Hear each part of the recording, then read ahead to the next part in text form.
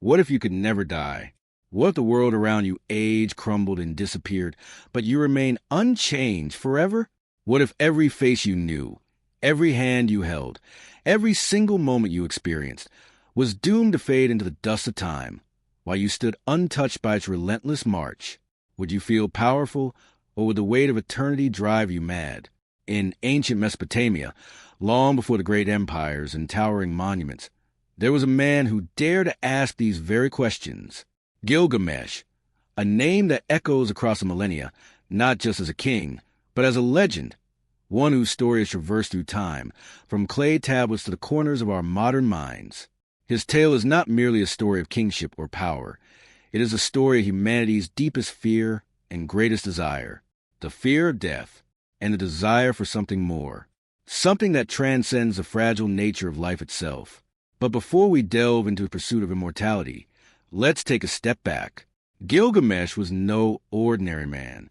He was 2/3 divine, born of a goddess, and 1/3 human, a mortal being caught between the realms of gods and men.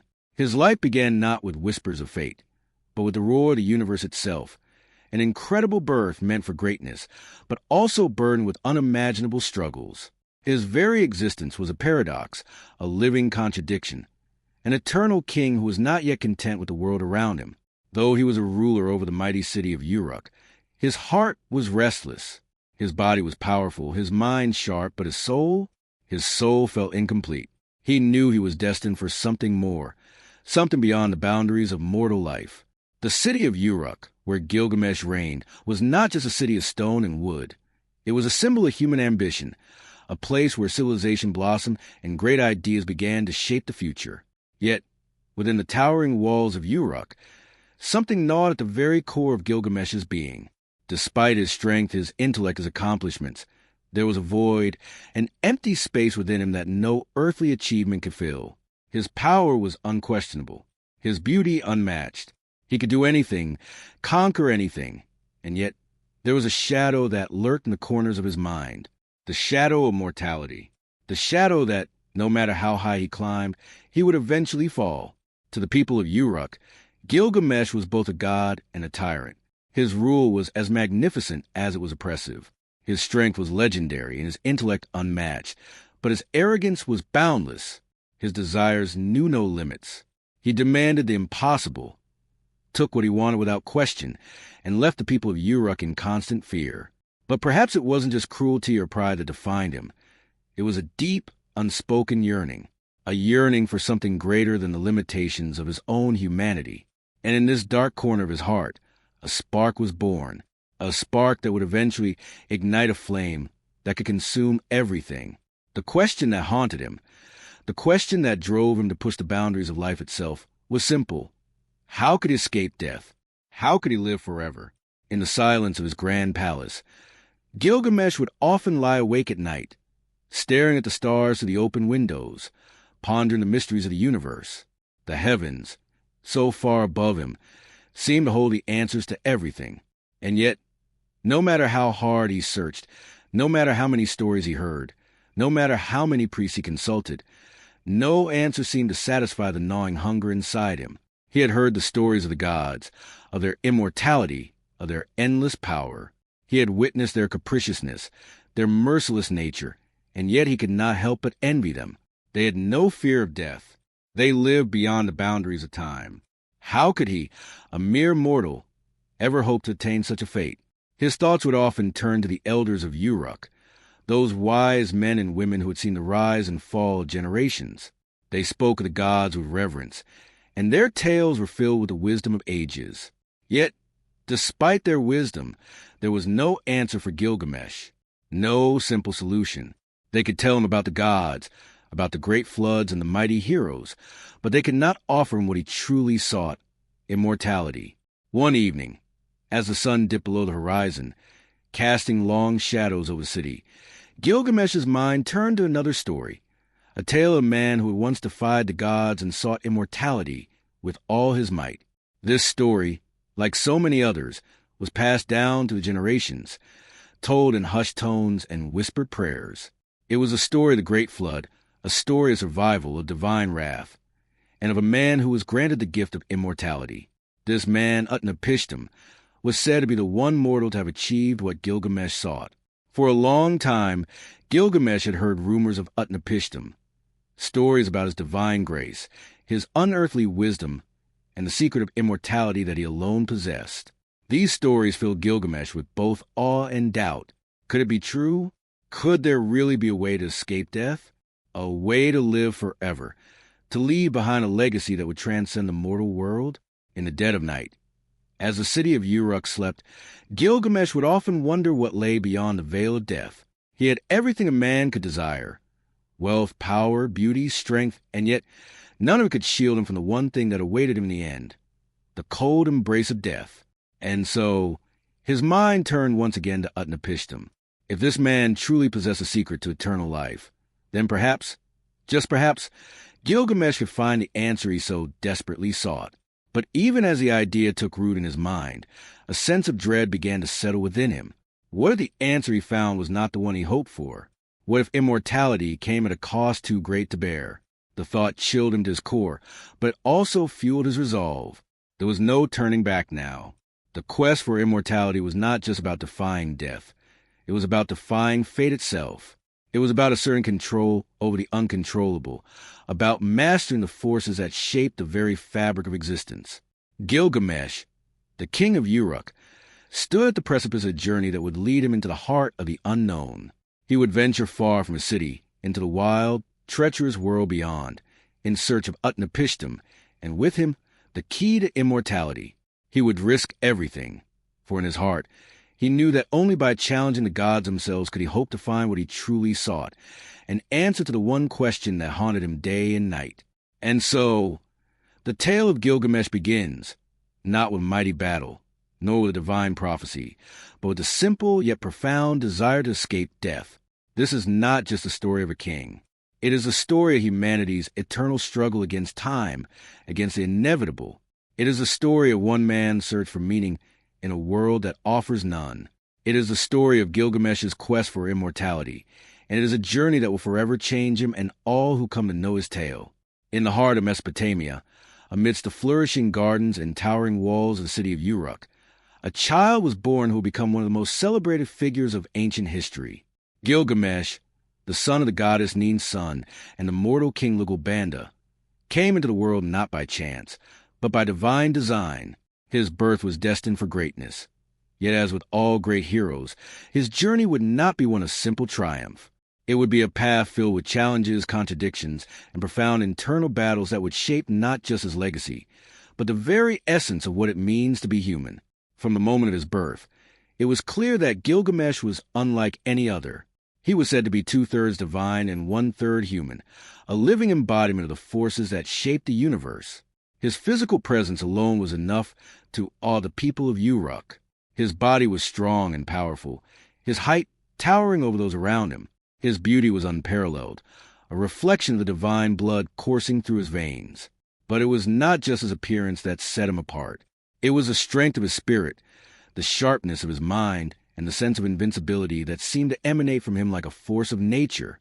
Gilgamesh's childhood was a time of privilege and power. He grew up within the walls of Uruk, a city of immense grandeur and prosperity. The walls of Uruk, which he would one day help build, were considered to be some of the most impressive in the ancient world, stretching around the city in an unbroken ring of stone. These walls were more than just physical barriers. They were symbols of the ambition and vision of Uruk itself, and the man who would one day command it. As a child, Gilgamesh was steeped in luxury, surrounded by the finest tutors, scholars, and craftsmen. He was educated in the ways of kingship, learning the arts of governance, strategy, and diplomacy. He was trained in the traditions of the gods, taught the sacred rituals and prayers that connected the people of Uruk to their divine protectors.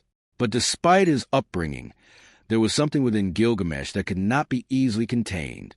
He was restless, eager to prove himself in a world that seemed to both revere and fear him.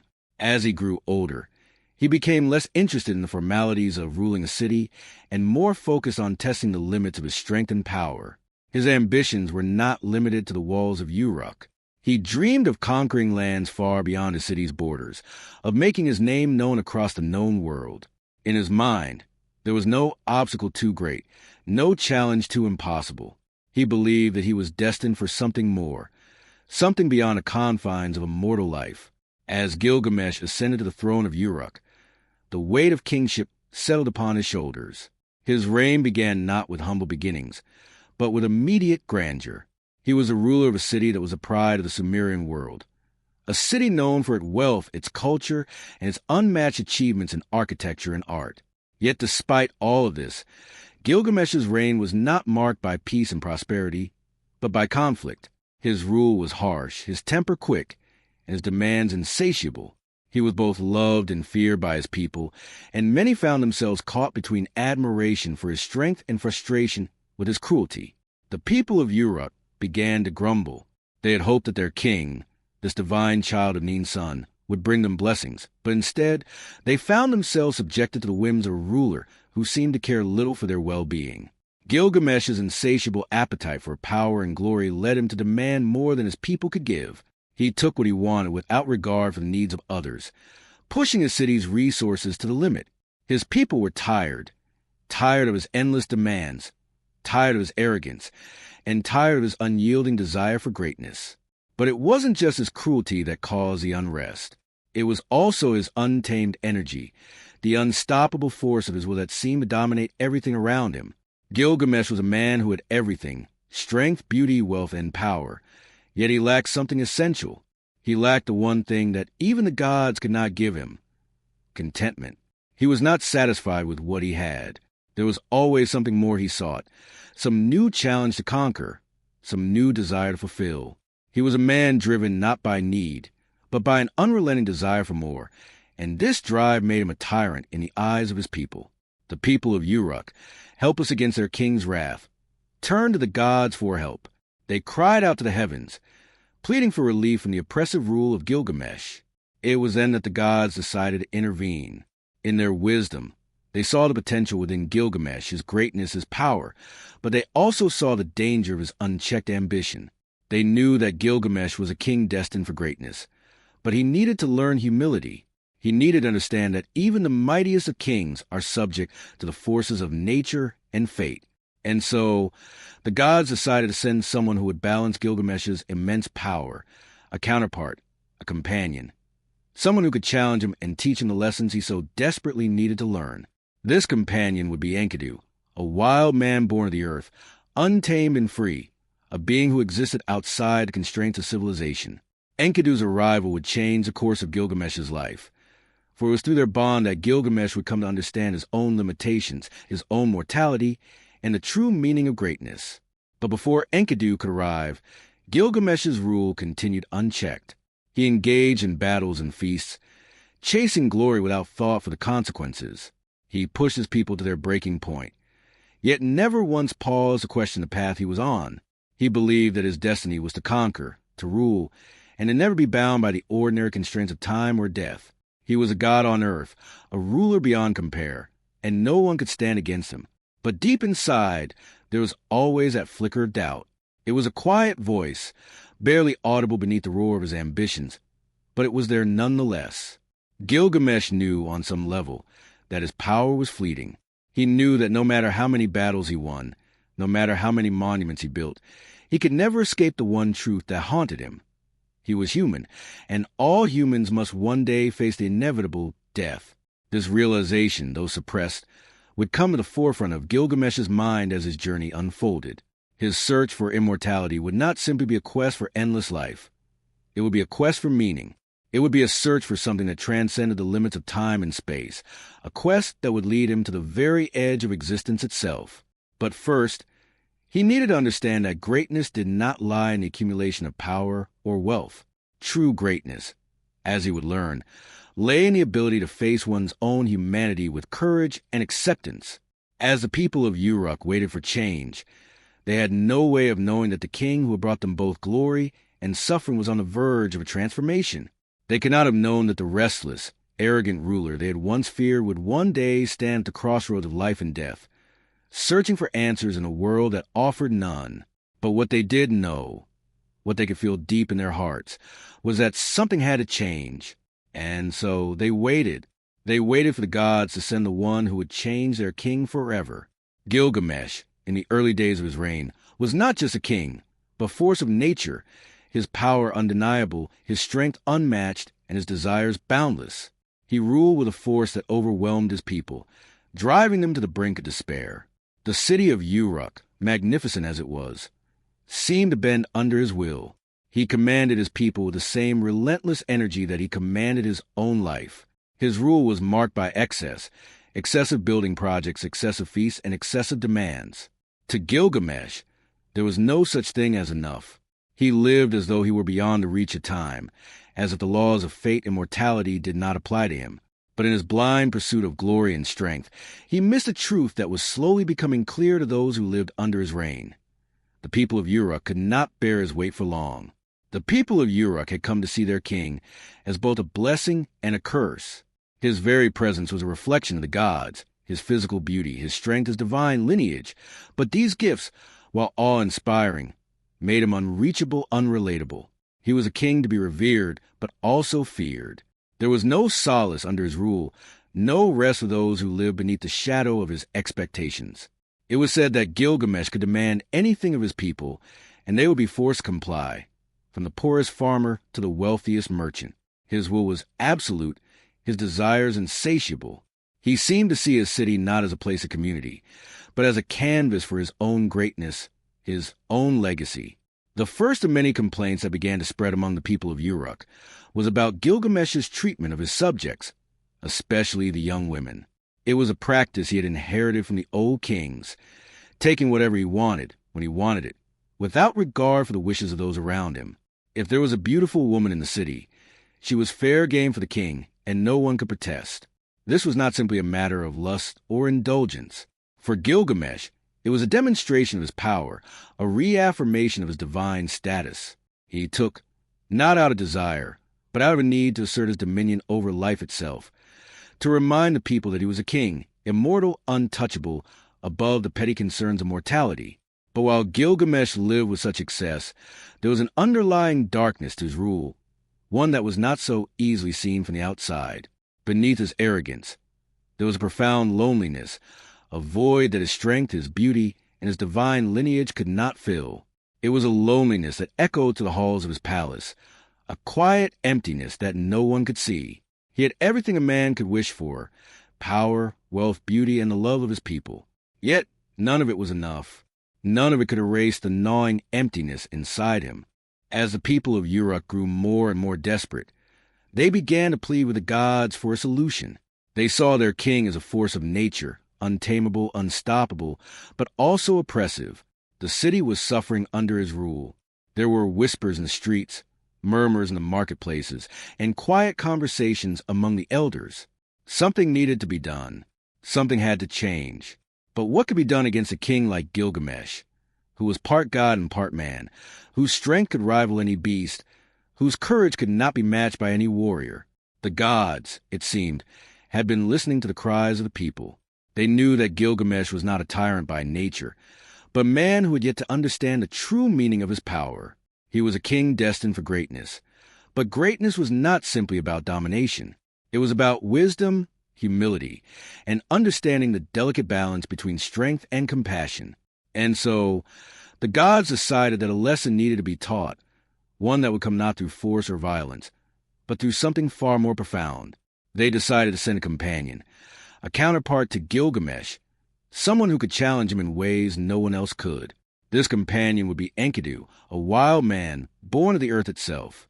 Enkidu was not a king, not a warrior, and not someone who could be easily controlled. He was a creature of nature, untamed and free, a stark contrast to Gilgamesh's divine power and human ambition. He would not be swayed by Gilgamesh's strength or his beauty, nor would he be intimidated by the king's lofty status. Enkidu was a force in his own right, a being who lived outside the confines of civilization, who had no interest in the trappings of power. When Enkidu first arrived in Uruk, he was a wild man in every sense of the word. He roamed the steppe, unkempt and free, living in harmony with the animals of the wilderness. He was part man, part beast, a creature of instinct and strength. But his heart was not filled with the desires that drove Gilgamesh. He had no hunger for power, no thirst for glory. He was content in his simple, wild existence, untouched by the burdens of civilization. Yet, despite his indifference to the affairs of men, Enkidu's destiny was intertwined with that of Gilgamesh. For, like two opposing forces drawn together by fate, their meeting would change the course of history. The first encounter between Gilgamesh and Enkidu was nothing short of legendary. The wild man, unaware of the king's power, strode into Uruk with the force of storm. He was not impressed by the grand walls of the city, nor by the lavish palace that housed Gilgamesh. He was not intimidated by the soldiers, the priests, or the people who gazed upon him in awe. He was simply a creature of nature in his own world, with no regard for the customs and rules that governed Uruk. It was this disregard for authority that brought him into direct conflict with Gilgamesh. When the two men finally met, it was a clash of titans. Gilgamesh, proud of his strength and his divine heritage, saw Enkidu as nothing more than a barbarian, a wild animal who dared to challenge him. Enkidu, on the other hand, saw in Gilgamesh a man who was no different from the other kings he had heard about, men who sought to control, to dominate, to bend the world to their will. And so they fought. It was a battle that shook the city to its core, a battle of strength, of will, and of pride. Neither man would yield, for both were driven by the same force, the need to prove themselves. But as the battle raged on, something unexpected happened. The fight that had begun as an act of defiance slowly transformed into something else. In their struggle, both Gilgamesh and Enkidu began to see each other not as enemies, but as equals. There was a moment in that fierce confrontation when both men realized that they were not so different after all. They were two sides of the same coin, both searching for something, both yearning for meaning in a world that seemed so fleeting. And in that realization, the fight came to an abrupt halt. The two men, exhausted and wounded, stood facing each other in silence. There was no need for words, no need for proclamations of victory or defeat. In that quiet moment, they both understood they had been searching for the same thing, even if they had not known it at the time. Gilgamesh, in his arrogance, had sought power to fill the void within him. Enkidu, in his wildness, had sought freedom from the constraints of civilization. But both were now bound by something deeper, a bond that transcended power, strength, and glory. It was a bond of brotherhood, a bond forged in the fires of conflict and understanding. And so, in that moment, Gilgamesh and Enkidu became more than just king and companion. They became brothers, equals in the truest sense of the word. Together, they would embark on a journey that would change them both, a journey that would take them beyond the boundaries of Uruk, beyond the limits of time, and into the heart of the greatest mystery of all, the search for immortality. In the days that followed their fateful encounter, the bond between Gilgamesh and Enkidu grew stronger, transforming from a mere alliance into something deeper, something more profound than either man had ever expected. The two were no longer just two mighty forces clashing against each other. They had become something more powerful together. They were companions now, partners in the truest sense of the word, bound by a shared strength and a mutual understanding that transcended their individual goals. Where Gilgamesh had once ruled alone, a king of one, now he had a brother to side, a companion who understood him in ways that no one else could. And so, their friendship flourished, not just as a partnership of convenience, but as one of necessity. Together, they sought adventure, purpose, and meaning in a world that seemed increasingly empty, despite its many treasures. Where Gilgamesh had once sought only power and glory, he now found a new kind of fulfillment in his companionship with Enkidu. Enkidu, the wild man from the steppe, who had known nothing but the untamed beauty of nature, had found in Gilgamesh someone who could bridge the gap between his free-spirited life and the complexities of human civilization. They complemented each other in ways that neither could have foreseen. The city of Uruk, however, had never been a place of calm. Its streets, its markets, its grand temples, all of them were steeped in the weight of its ancient history, its boundless ambition, and its divine protection. But now, under Gilgamesh's rule, the city seemed to hum with a restless energy. The people, while they had grown used to the king's earlier tyranny, had begun to notice the subtle change that was occurring within their ruler. There were still moments when his arrogance flared, when his ambition seemed limitless, but these moments were tempered by the presence of Enkidu, who offered a grounding influence that no one had expected. The balance of power in Uruk was shifting. For Gilgamesh, Once consumed by the need to be immortalized through endless conquest and glory, the journey he now embarked upon with Enkidu would change his understanding of what true greatness was. It was no longer enough to be the strongest, the most feared, the most celebrated. He had come to realize that there was something more to life, something beyond the pursuit of self-aggrandizement, and it was Enkidu, the untamed, the free, who showed him that. But there was more to their companionship than simply mutual respect or admiration. There was something profound, something spiritual about their friendship. Where Gilgamesh had once been a solitary ruler, weighed down by the burdens of power and the isolation that came with it, Enkidu offered him an escape from his own limitations. Enkidu, who had once been a creature of pure instinct and wildness, was now a man, more than human in his own way. He was the embodiment of a life untethered to the expectations of society, a life lived in harmony with the natural world. And yet, in his bond with Gilgamesh, he had come to understand the value of civilization, of friendship, and of purpose. Enkidu's arrival in Uruk had also disrupted the natural order in other ways. The wild man, though a friend to Gilgamesh, was an enigma to the people of the city. To them, he was a creature from a distant, forgotten world, untouched by the constraints of civilization, untainted by the complexities of city life. He was, in a way, both a symbol of the primal past and a reminder of the future. His presence seemed to reflect Gilgamesh's own internal struggle, a king caught between the world of men and the world of the gods. And the people, watching this new dynamic unfold, were both in awe and in fear of what it meant.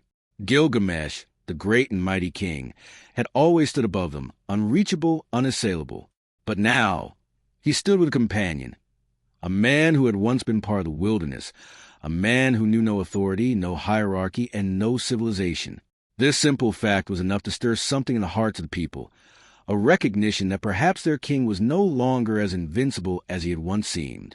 Yet, in this new chapter of his life, Gilgamesh found himself seeking something beyond the confines of Uruk, beyond the walls that had once held him in.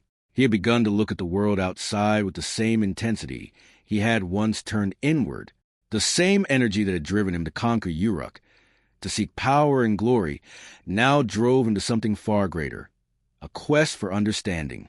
And it was Enkidu, the wild man, the one who had been born of the earth itself, who would lead him on this new journey. One day, as the sun dipped low in the sky and the shadows lengthened across the great city of Uruk, Gilgamesh and Enkidu stood atop the walls, gazing out at the vast wilderness beyond. It was a view that Gilgamesh had seen countless times before, but today it seemed different. The city of Uruk, with its grand buildings and sprawling streets, looked small beneath the vast expanse of the world. And in that moment, a question arose in Gilgamesh's mind, a question that had been lurking in the depths of his thoughts for some time. What lay beyond the city's walls? What lay beyond the realm of men? For all his strength, all his power, Gilgamesh had never truly left the city of Uruk. He had ruled it, shaped it, built it into a marvel of the ancient world. But in all that time, he had never once stepped beyond its borders, not for the sake of discovery, but out of fear. Fear that beyond those walls lay nothing but emptiness. Fear that outside the realm of civilization, there was no order, no meaning. But now, with Enkidu by his side, a sense of possibility began to stir in him. Perhaps the world beyond Uruk was not a place of emptiness, but a place of discovery. Perhaps it was a place where he could find the answers to questions that had haunted him for so long. Enkidu, with his wild spirit and untamed heart, seemed to sense a change in Gilgamesh. The bond between them was no longer just that of king and companion. It had become something deeper, something more. Enkidu was the embodiment of nature's freedom, a being who had known no master, no laws but those of the earth. And yet, it was Gilgamesh, with his divine lineage and his unmatched strength, who had brought him into a world of men. Together, they were two halves of a whole, one grounded in the earth, the other touched by the gods. And now, together, they would embark on a journey that would take them far from Uruk, far from the comforts and restrictions of civilization, and into the unknown. There was a sense of quiet determination in Gilgamesh's heart as he looked at Enkidu, the wild man standing beside him. The bond they shared had transcended the physical realm, and in the silence between them, an unspoken agreement passed from one to the other. They would leave Uruk, and they would go on a journey that would test not just their strength, but their very souls. It was not simply a quest for glory or conquest. It was a search for meaning, for understanding, for the truth about life and death, about the very nature of existence. And it was a journey that would change them both forever. But for now, as they stood side by side on the walls of Uruk, the future seemed wide open. The great city lay behind them, its towering walls and gleaming streets fading into the distance. And ahead of them stretched the unknown, the wilderness that had once been Enkidu's domain, now a realm of possibility, a place where answers might be found. There was no more time to waste. The world was waiting for them, and with it, the great adventure that would define their legacy. As Gilgamesh and Enkidu prepared to venture beyond the walls of Uruk, there was a palpable sense of anticipation that filled the air. The city, which had long been a symbol of Gilgamesh's power and ambition, was now a place of the past. It was no longer just a mighty king who towered over his people, but a bond between two souls, forged through struggle, that now held the promise of something far greater than conquest or rule. The world beyond the city beckoned, and Gilgamesh felt, for the first time in his life, a deep and overwhelming curiosity about what lay in the vast, untamed wilderness. The bond between him and Enkidu was not just one of camaraderie, but one of mutual understanding, a rare connection that transcended the simple roles of king and companion. They were no longer separate beings. They were two halves of whole, each completing the other in ways that could not be explained by power or intellect alone. Where Gilgamesh was the embodiment of civilization, of divine strength and order, Enkidu represented the wild, untamable force of nature, free from the constraints of society. Together, they were an unstoppable force, one that was about to embark on a journey that would test their limits, challenge their beliefs, and push them to their very cores. They set out from Uruk with a sense of purpose that neither had felt before. The path ahead was uncertain, filled with dangers both known and unknown. But with each step, Gilgamesh felt something inside him shift. The world outside Uruk was not as he had imagined it. It was not a wasteland, a place where life had been left behind by the rise of civilization. It was a place of raw beauty, of untapped potential, where every corner held the promise of discovery. It was a place where anything could happen, where anything was possible. As they traveled further from the city, the vastness of the world around them began to make Gilgamesh feel small, almost insignificant. The towering mountains, the endless plains, the dense forests, all seemed to dwarf him, to remind him of how small a part of this grand world he truly was. For the first time, he was not a king commanding his subjects or a ruler whose word was law. He was just a man, walking side by side with a companion, unsure of what lay ahead. The arrogance that had once been the hallmark of his rule began to fade, replaced by something far more profound: humility. Enkidu, too, felt the shift within him.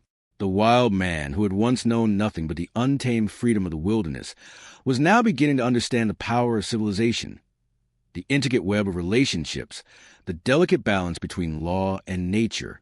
He had learned from Gilgamesh the ways of men, the rituals, the structure, the ambitions. But as they walked deeper into the wild, Enkidu felt the pull of his own nature calling to him, urging him to return to life he had once known. Yet, in Gilgamesh, he saw a new kind of strength, one that was not bound by the wild, but one that could shape the world itself. And so, he continued to walk beside his friend, his brother, feeling both the tug of his past and the pull of a future he had never imagined. Their journey took them across deserts and through lush valleys, over mountains and through deep forests. With every step, the landscape seemed to change, transforming from barren rock to vibrant green. The animals they encountered, once untamable creatures of the wild, now seemed to regard them with a sense of respect, as if they recognized the power that Gilgamesh and Enkidu represented. Birds flew overhead, their calls echoing through the trees, while deer and wild goats watched them pass by, unafraid. It was as though the natural world itself had accepted their presence, had acknowledged the bond they shared, and had allowed them passage. One evening, as they sat around a fire, the sky above them illuminated by 1,000 stars, Gilgamesh reflected on the journey they had undertaken.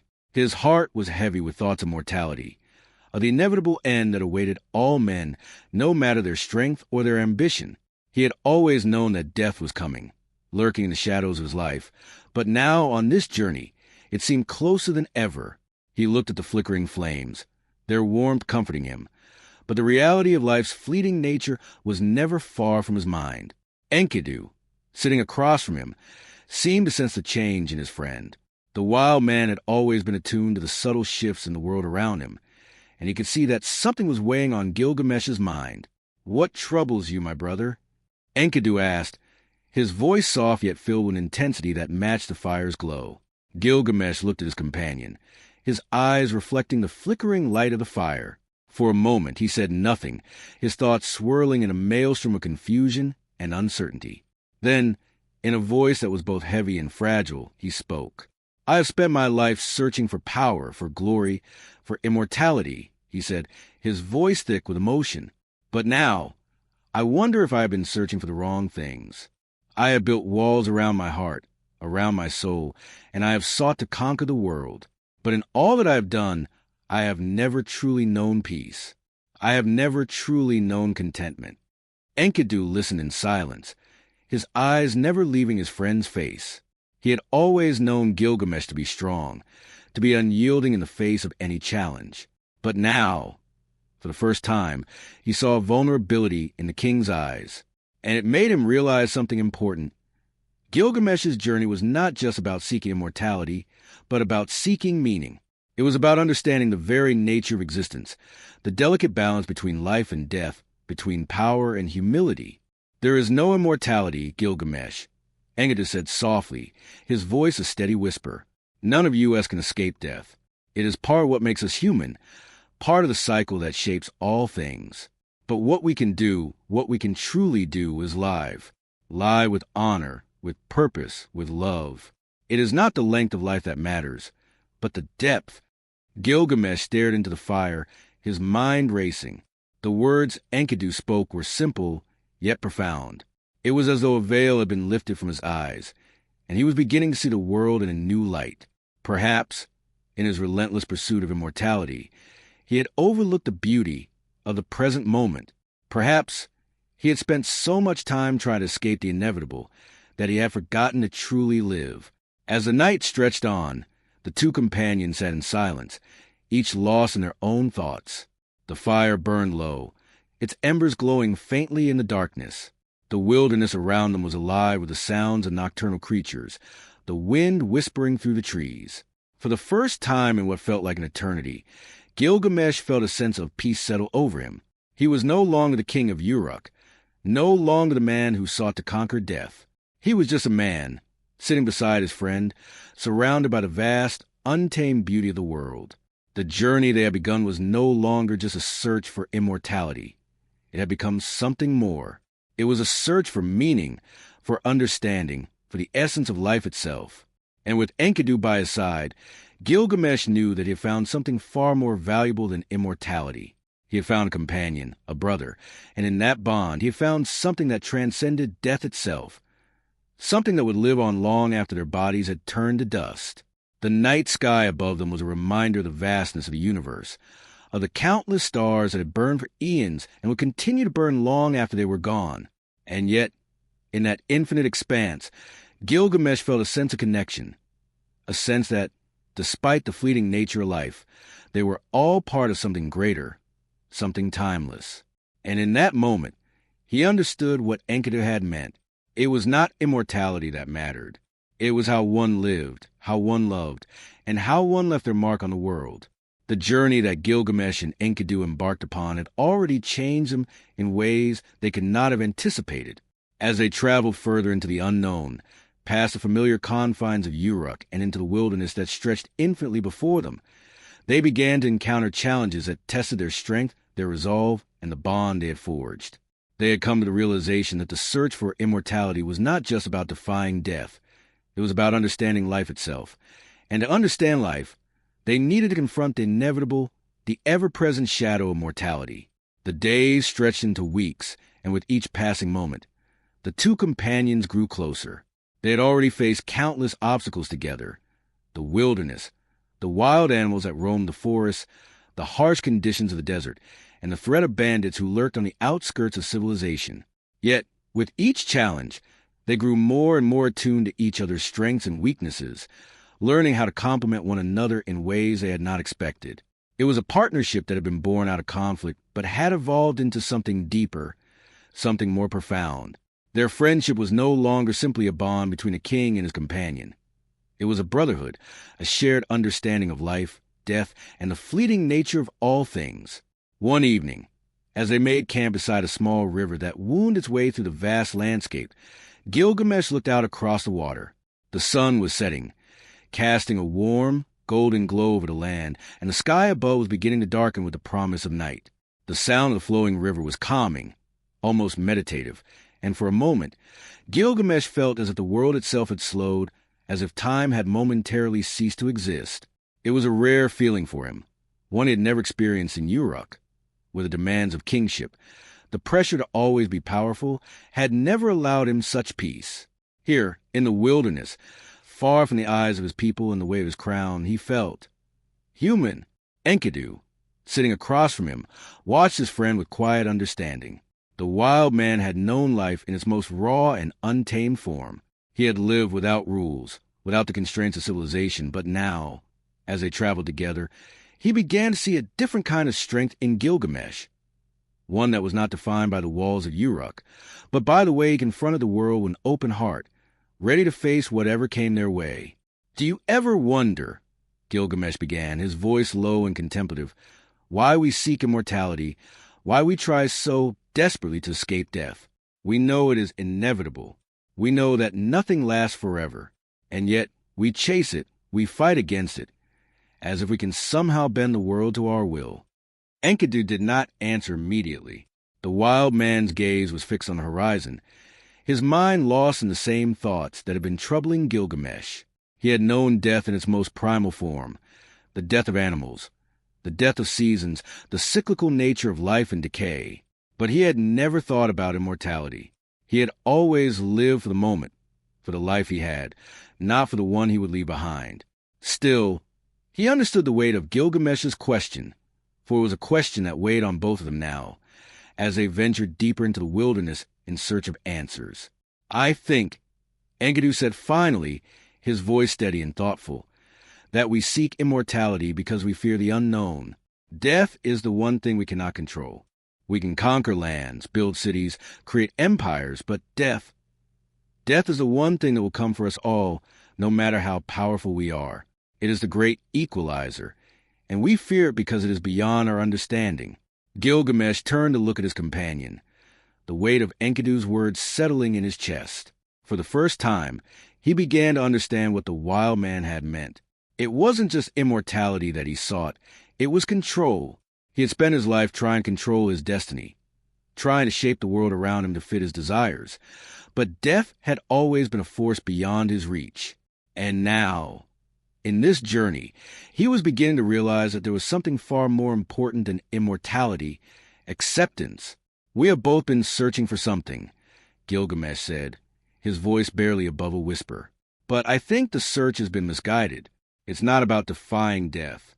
It's about accepting it, understanding that it is part of the natural order of things. We cannot live forever, but we can live meaningfully." Enkidu smiled, a soft, knowing smile that spoke volumes. He had long known that life's true beauty lay not in its length, but in its depth. But it seemed that Gilgamesh was only now beginning to understand. Perhaps it was not immortality they were meant to find, but a deeper connection to the world, to the people they loved, and to the fleeting beauty of life itself. But the path they were on was not just one of philosophical reflection.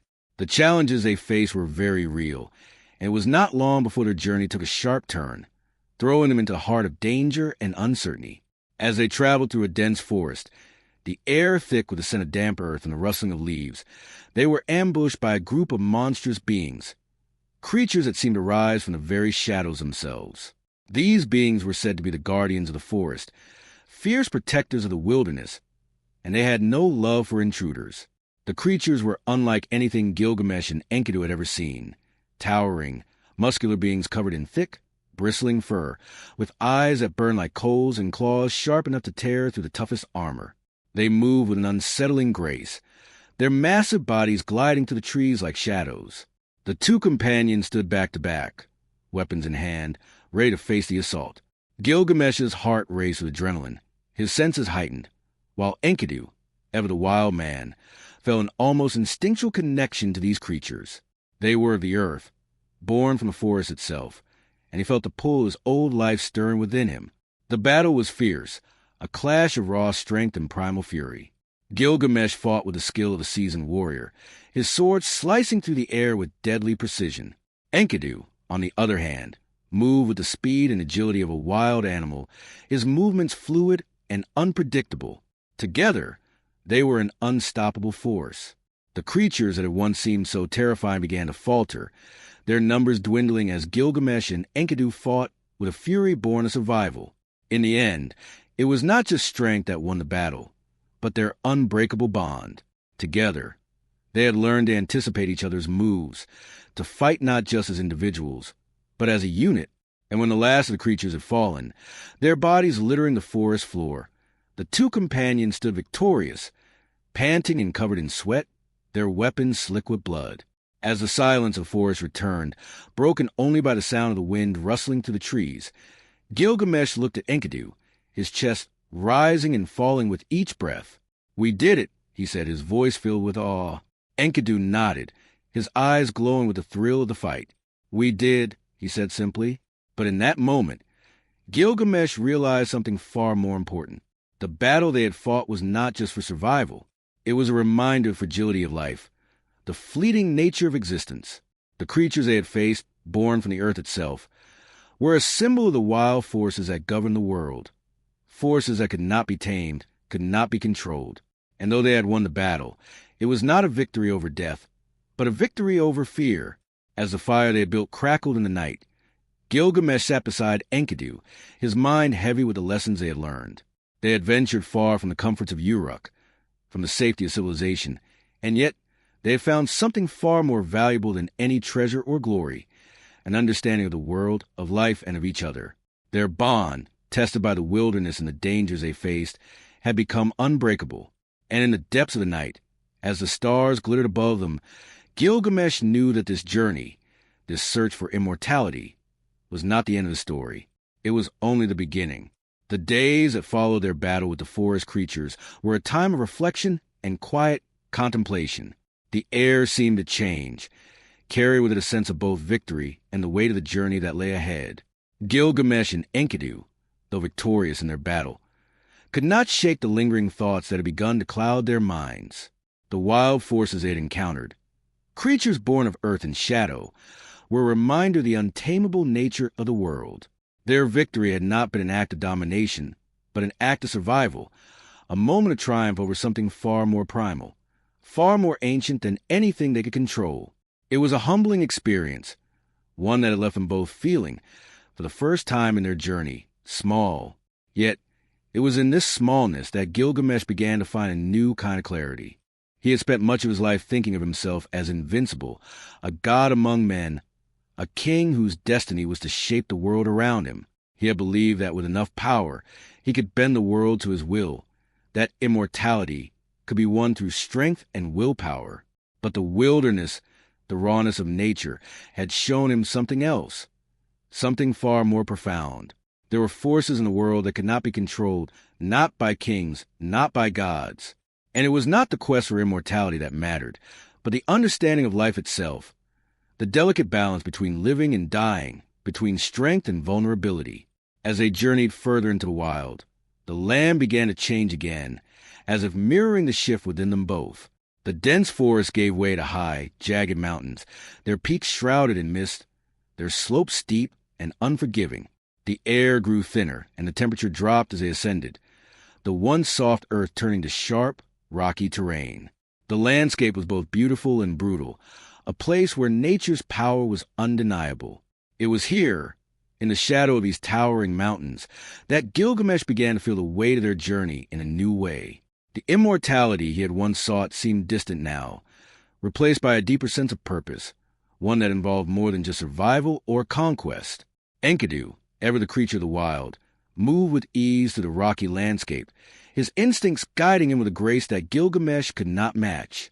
The king, though strong and powerful, felt his body growing weary, his muscles aching from the relentless climb.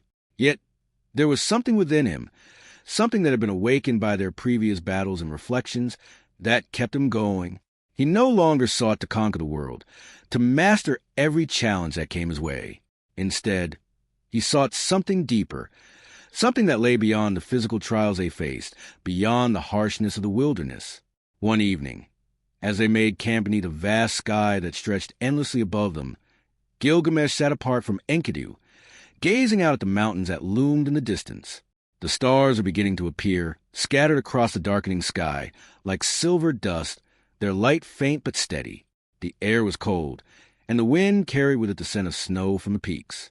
It was a peaceful moment, but beneath the tranquility, a quiet restlessness stirred within Gilgamesh's heart. He had learned much from Enkidu, from the wilderness, from the struggles they had faced together. But there was still one question that remained unanswered. The question of immortality. He had accepted that it could not be avoided, that death was a part of the cycle of life, but he had not yet reconciled this truth with the fear that still lingered deep inside him. Enkidu, he said softly, breaking the silence, what do you think comes after death? Is there anything beyond it, or is it simply the end?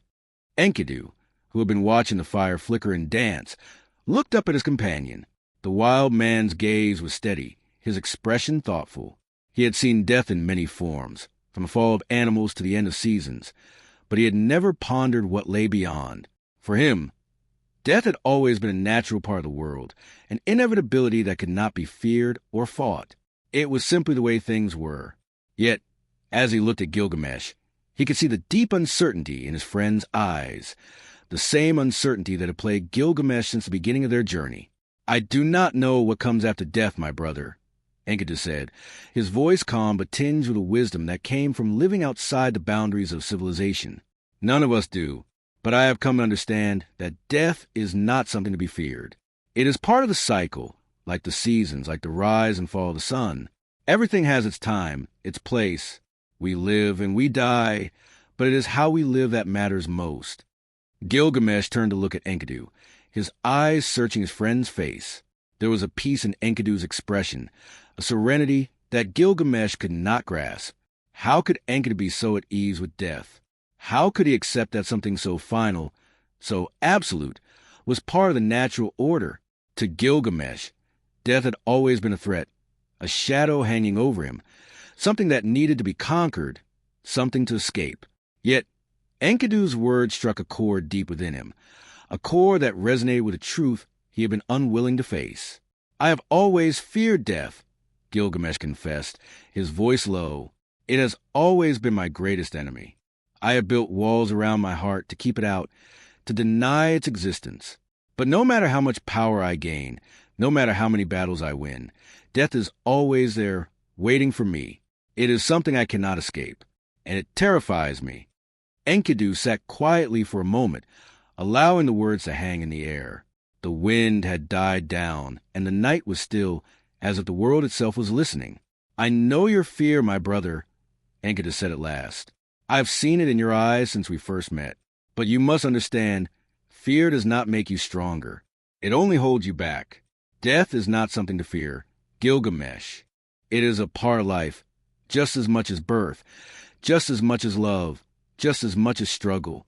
The key is not to avoid death, but to live fully, to embrace life with all its challenges and joys. In doing so, we make peace with the inevitable. Gilgamesh sat in silence, the weight of Enkidu's words pressing upon him. He had been so consumed with the idea of immortality, so obsessed with the desire to escape death, that he had failed to see the beauty of life itself. It wasn't immortality he sought, it was meaning, and meaning was not found in the endless pursuit of power or glory, but in the moments between, in the connections made, in the experiences shared. As the fire burned low, casting flickering shadows across the camp, Gilgamesh closed his eyes and allowed himself to truly listen to the world around him. The wind, the distant sound of the river, the chirping of the insects, the rustle of the leaves, all these things were part of life, part of the great tapestry of existence. They were fleeting, yes, but they were beautiful in their transience. And perhaps that was a key. Perhaps it was not immortality that he sought, but a deeper understanding of the value of each moment, each breath. The next morning, as the sun rose over the mountains, painting the sky with shades of orange and pink, Gilgamesh stood at the edge of the cliff and gazed out at the world below. The journey ahead was still long, filled with unknowns, but he no longer felt the same desperation that had driven him before. The fear of death had not disappeared, but had softened, been replaced by a quiet acceptance. Death was not the enemy. It was simply a part of the natural order, a force that could not be fought, only embraced. As Enkidu joined him at the cliff's edge, the two companions stood in silence, watching the sunrise together. It was a moment of peace, a moment of understanding. And as they stood side by side, they both knew that the journey ahead was not just about finding immortality. It was about finding life, its meaning, its beauty, and its fleeting, precious nature. And in that, perhaps they had already found what they had been searching for all along. The days that followed the moment of reflection beneath the vast, open sky were filled with a deep sense of change. Gilgamesh had thought he was journeying to find something eternal, something beyond human reach. But now, something much simpler had begun to take root inside him. As he and Enkidu continued to climb the jagged mountains, crossing treacherous ridges and navigating the harsh winds, Gilgamesh felt something he had not expected, a sense of peace. It was as if the journey itself, the struggles, the encounters, had been shaping him all along, slowly, quietly, like the weathered stones beneath their feet. Every step, every moment, had led him to this point, this quiet realization that immortality was a pursuit doomed to failure, but that life itself, held a beauty far greater than any dream of eternal existence. The mountain passes were narrow, and the air grew colder the higher they climbed, but it was not the elements that consumed their thoughts. It was the enormity of what they had already encountered. They had already fought beasts and faced the wilderness with determination. But now, the mountains brought something else. Silence. It was profound, the kind of silence that wraps around you, sinks into your bones, and speaks in a language without words. The wind howled through the peaks, but there was something soft about it, like it carried ancient knowledge, something forgotten, something untold. The landscape before them stretched endlessly, the craggy cliffs rising like sentinels watching over a world that had never known the touch of time. The silence of mountains was not empty. It was alive with the weight of centuries, filled with the wisdom of ages long past. It was in this silence that the true challenge of their journey presented itself. The physical hardships were one thing, but it was the mental and spiritual strain that seemed to wear on Gilgamesh more than anything. As much as he had tried to bury his fear, to quell his desire for immortality, it would resurface when the world around him seemed to speak in riddles. How was it that he, a king, so powerful and so mighty, was so easily humbled by the vastness of the earth? How was it that he, who had once believed in his own invincibility, was now struggling to accept the impermanence of his life? Enkidu, ever observant, noticed a change in his companion. Gilgamesh's face, once resolute and proud, now seemed drawn, his brow furrowed with something that went beyond fatigue. His eyes, though still fierce, carried the weight of thoughts unspoken. Gilgamesh had never been one to express vulnerability, but Enkidu knew him well. They had shared too many trials, too many moments of life and death, for Enkidu not to recognize the restlessness that had settled in his friend's heart. One evening, as the sun dipped behind the mountains, casting long shadows across the landscape, Enkidu approached Gilgamesh, who was standing at the edge of a cliff, gazing out into the distance. The glow of the setting sun illuminated his face, but there was something about the way Gilgamesh stood there, as if the weight of the world was pressing down on him, that made Enkidu hesitate. The wild man was used to solitude, to silence, but he could feel the pull of something deeper within his friend, a need for something more than just answers. Gilgamesh. Enkidu called softly, his voice carrying on the wind. What do you see out there? Gilgamesh turned to face him, his eyes meeting Enkidu's with a look that spoke of more than just weariness. It was as if he had been waiting for this moment, for Enkidu to ask the question he had been afraid to confront himself. For a moment he said nothing, only looking back toward the distant horizon, where the last rays of the sun were slipping away, leaving the mountains bathed in an ethereal glow. I see the world, Gilgamesh replied, his voice quiet but laden with emotion. "I see everything I've ever wanted. Power, glory, the desire to live forever. But what is it all for, Enkidu? What is the point of any of it if we are all destined to fade away? I've sought immortality for so long, but now I find myself asking, what is the point?" Enkidu stepped closer, his presence calm and steady. He had always been a man of the earth, a creature who had known only the natural rhythms of life and death. His understanding of mortality was shaped by the world around him, the cycles of the seasons, the ebb and flow of life in the wilderness. To him, life and death were two sides of the same coin, and neither could exist without the other.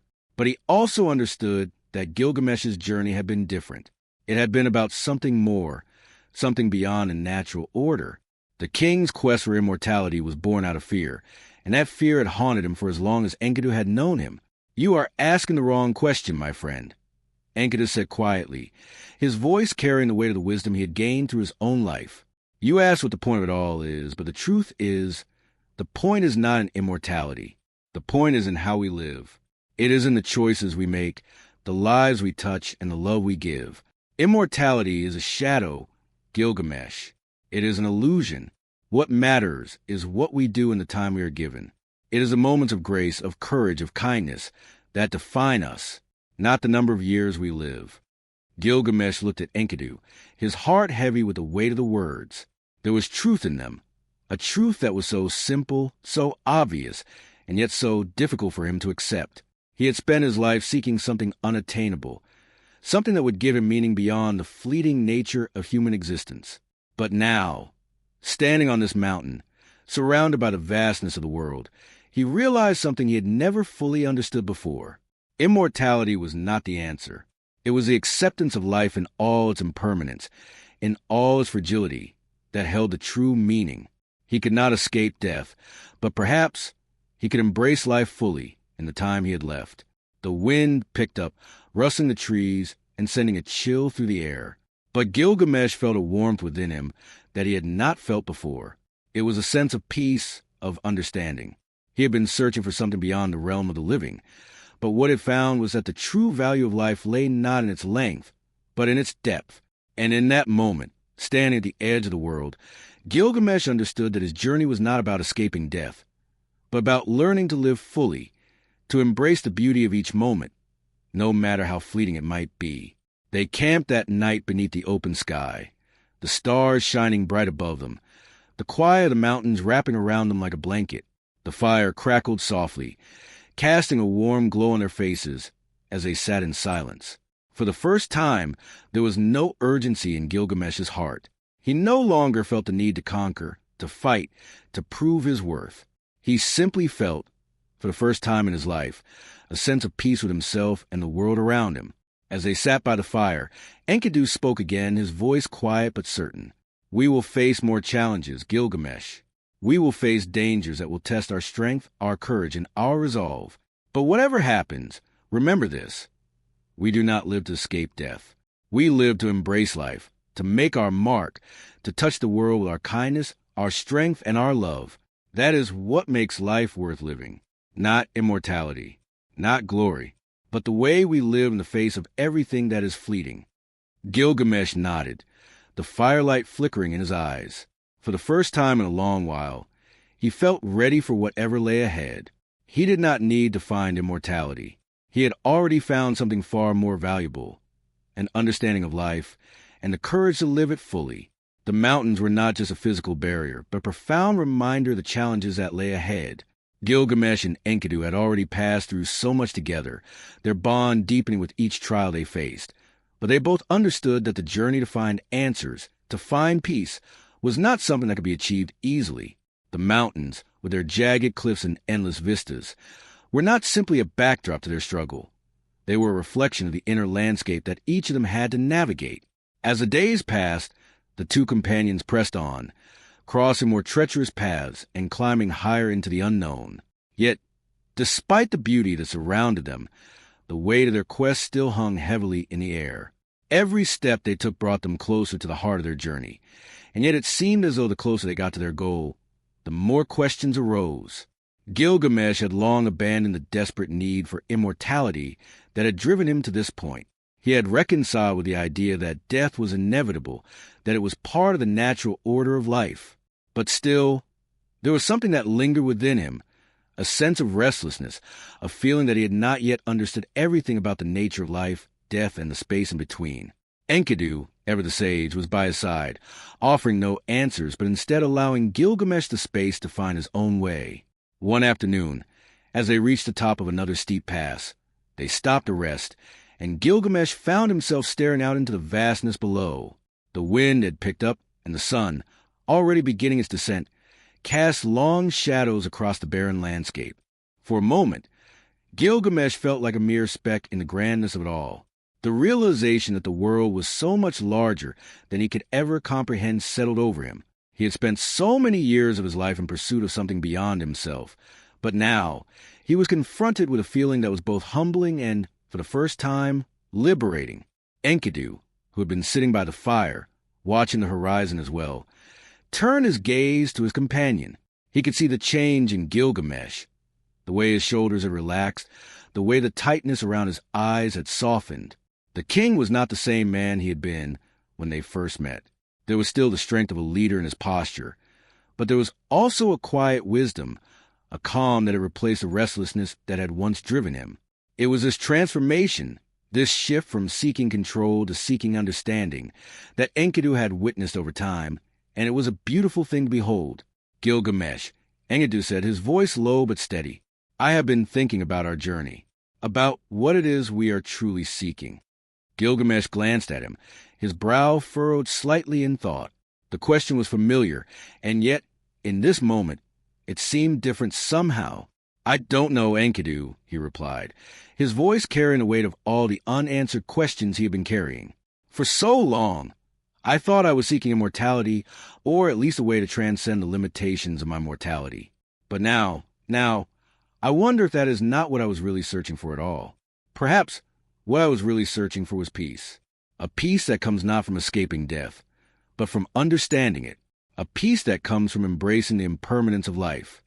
Enkidu nodded, his expression thoughtful. Perhaps that is what all men are searching for, he said.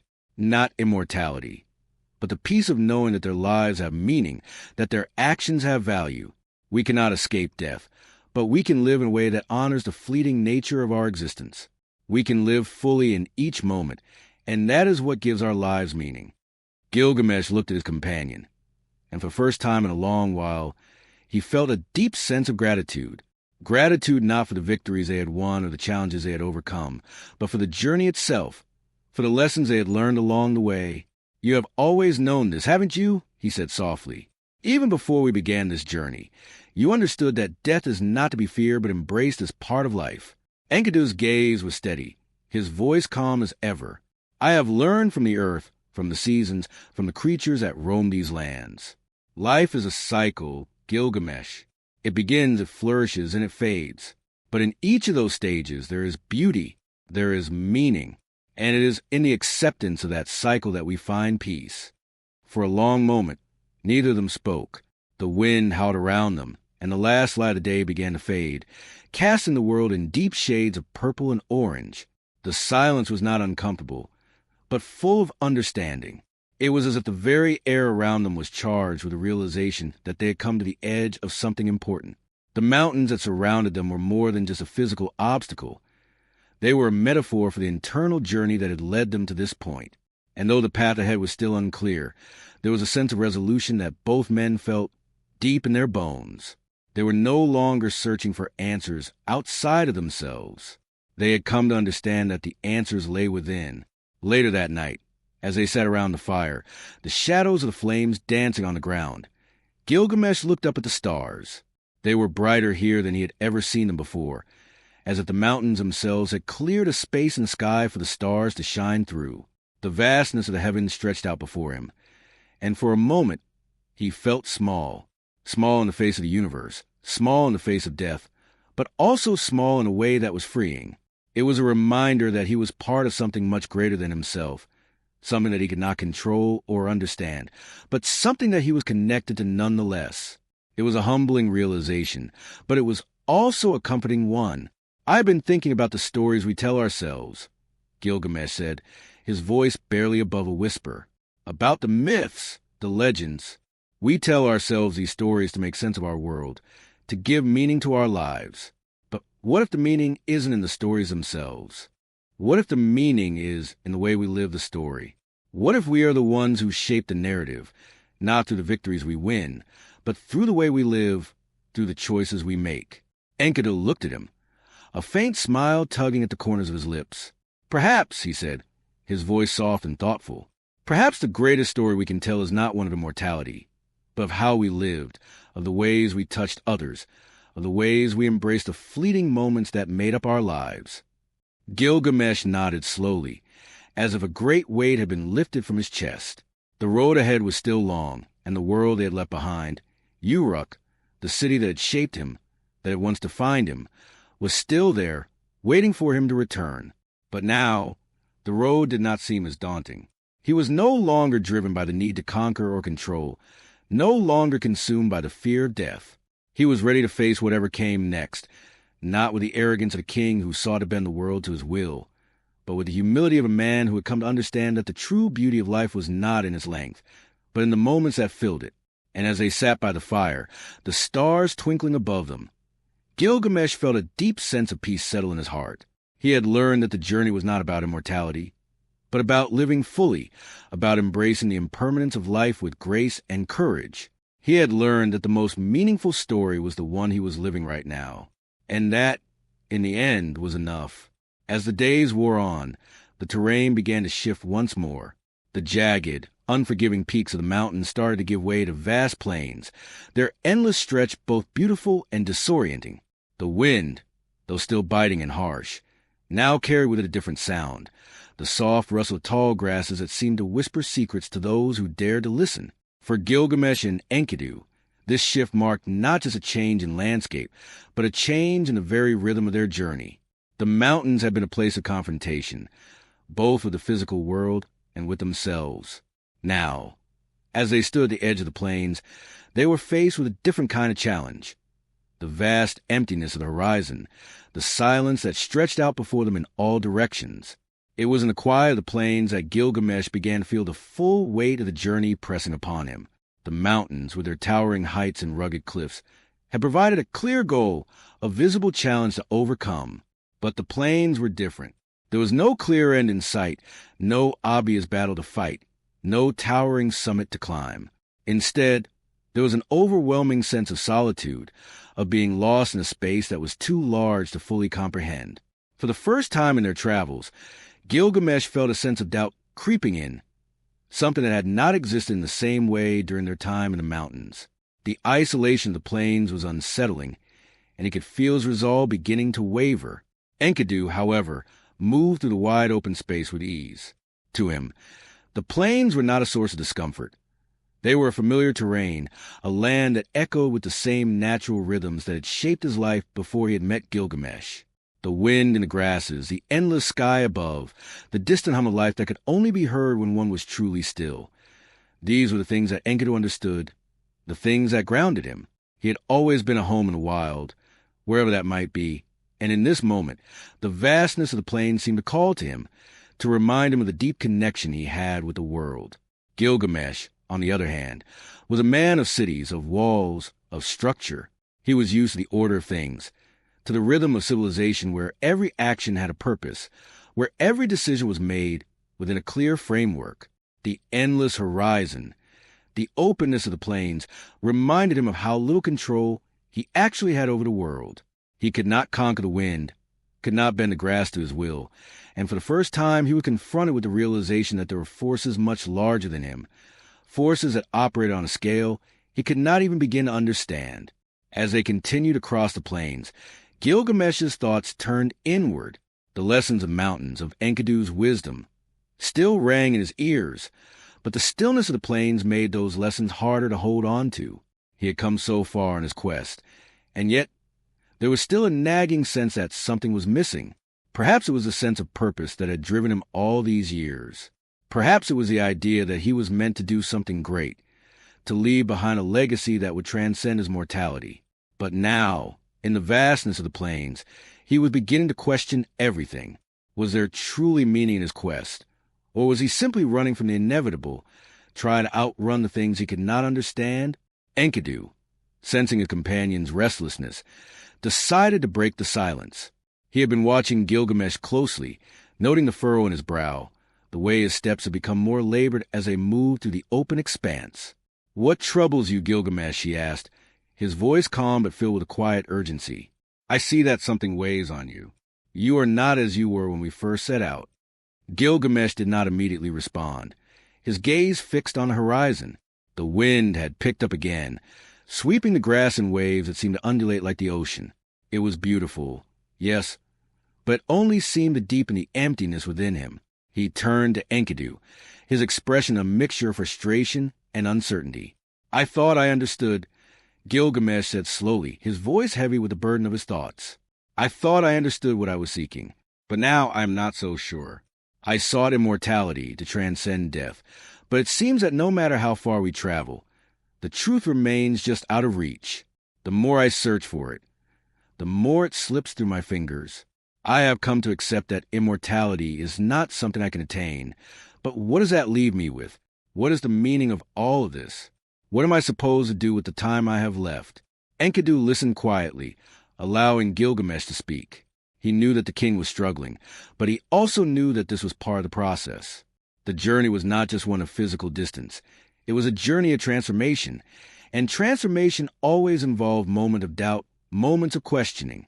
Enkidu had seen this in the wild, where creatures had to shed their skins, where seasons had to turn before new life could emerge.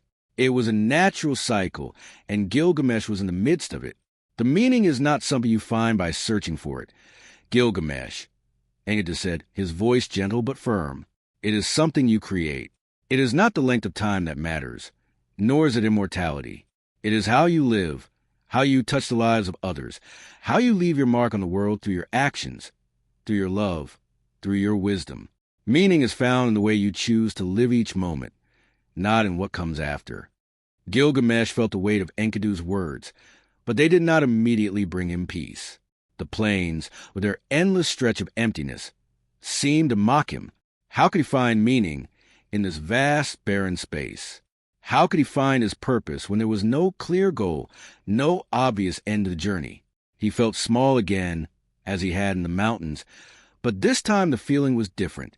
It was not a humbling realization, but one that stirred up fear. Fear of insignificance. Fear that, in the end, his search would be meaningless, that his life would fade into the same emptiness that surrounded them. Enkidu could see that Gilgamesh was not yet ready to accept the lesson fully. He could see that the king's heart was still tethered to the idea of grand achievements, of leaving behind a legacy that would endure beyond the grave. But Enkidu also understood that this was part of the human condition, to seek meaning, to seek immortality, to desire something that would transcend the shortness of life. It was something that every man and woman faced, and it was something that had to be confronted before it could be understood. They continued across the plains in silence, the journey feeling longer now, as if the emptiness of the land was stretching out before them in a way that made every step feel heavy. The sun was beginning to set, casting the landscape in deep, rich hues of red and gold.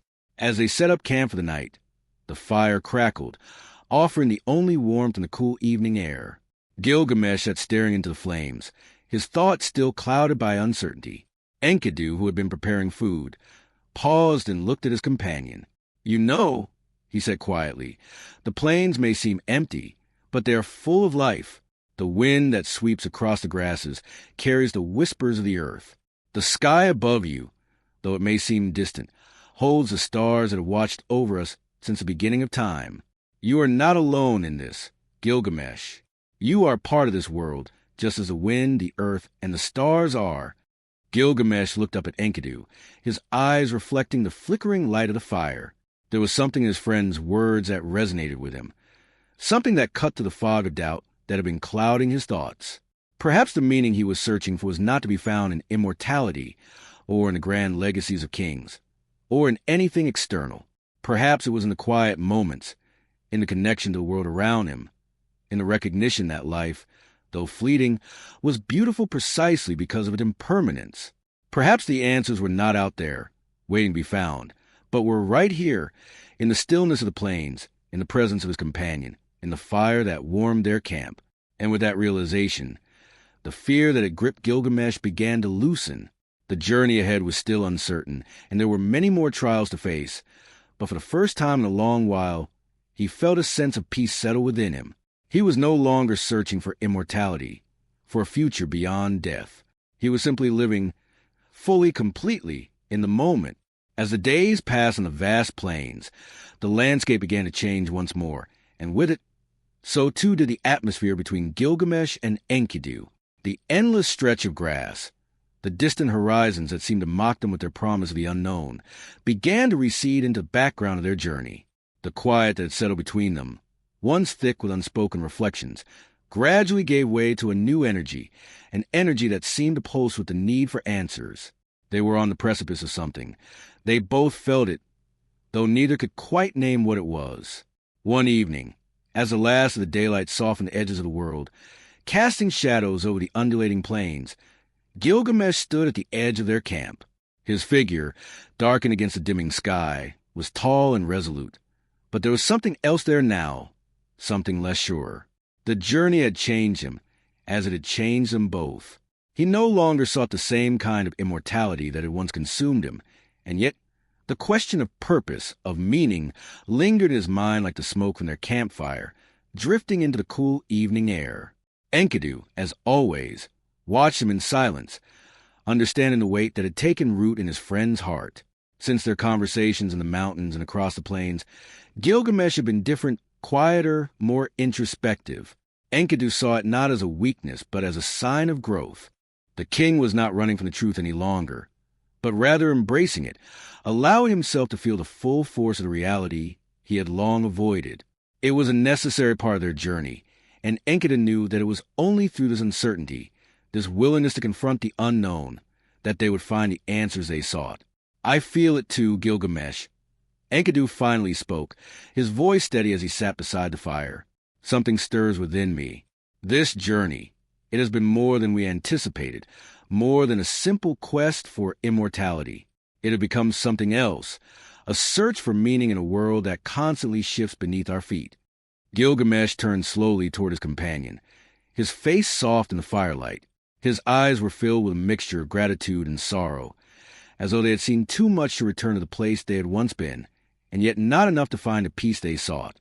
"You speak of meaning, Enkidu," Gilgamesh said, his voice low and thoughtful. "But I wonder if we are meant to find it all.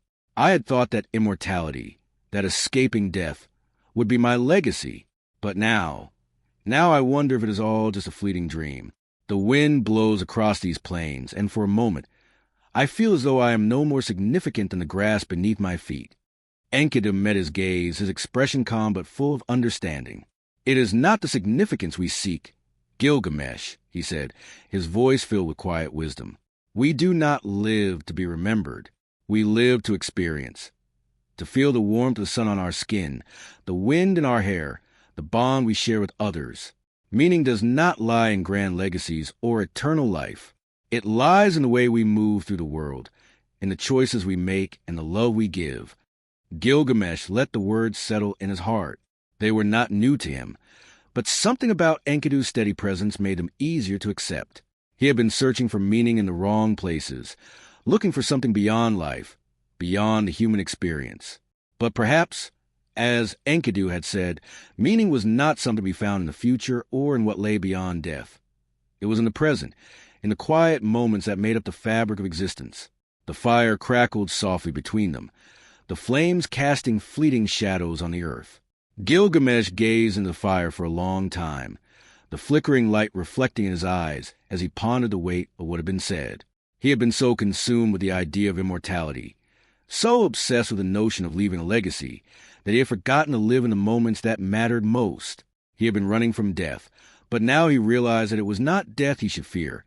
It was life itself that he had been avoiding, the fleeting nature time that made every second precious. It was the very impermanence of life that gave it its beauty. The realization came to him slowly, but when it did, it struck him with a force that left him breathless. The world around him, the vast plains, the endless sky, was a reminder of something that he had never truly understood until now. He had been searching for something eternal, something unchanging, but the truth was that nothing in life was permanent. The wind, the grass, the stars, they all existed in a constant cycle of birth and death, of change and renewal. To seek immortality was to deny the natural flow of life, to fight against the very thing that made existence meaningful. Life was fleeting, yes, but it was this very transience that made it worth living. It was not immortality that he sought, but meaning that could only be found in the here and now, in the way he chose to live. As the night deepened, Gilgamesh stood up, his heart lighter than it had been in days. The journey had not been in vain. It had not been about finding immortality or escaping death, but about understanding the importance of living fully in the time they had. Enkidu had known this all along, but now, for the first time, Gilgamesh truly understood it as well. Enkidu, Gilgamesh said, his voice filled with a new kind of clarity. I think I have finally begun to understand. It is not immortality I seek, nor is it fame or glory. It is the simple act of living, of experiencing life in all its fleeting beauty. Perhaps that is the greatest gift we can have, the ability to live fully, to love deeply, and to embrace each moment as it comes. It is not about the years we live, but how we live them. Enkidu smiled, his eyes reflecting the warmth of the fire. Yes, Gilgamesh, he said, his voice soft. That is the truth we have been seeking all along. And it is a truth that can only be found when we let go of our need for control, when we stop trying to force the world into our image and instead allow ourselves to be a part of it. Life is not about what we can take from the world, but about what we can give to it, what we can share with those we meet along the way. Gilgamesh sat down beside his friend, the fire casting a warm glow on their faces.